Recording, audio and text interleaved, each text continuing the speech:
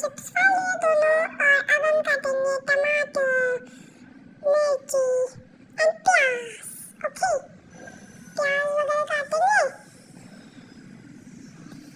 And अब इसके अंदर हम इसको ऐड कर लेंगे। चलो चलो ऐड कर लेते हैं। कैसे हम इस चैनल में बहुत सारी चीज़ें बनाएंगे।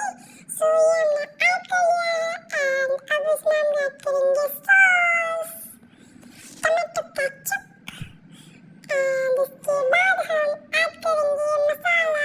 आपके हिसाब से आप ऐड कर सकते हो, आपके हिसाब से गरम मसाला और वगैरह आप जितना ऐड करना चाहो तो ऐड कर लो आपके हिसाब से। एंड इसके बाद हम ऐड करेंगे जल्दी रेसिपी में जल्दी रहे।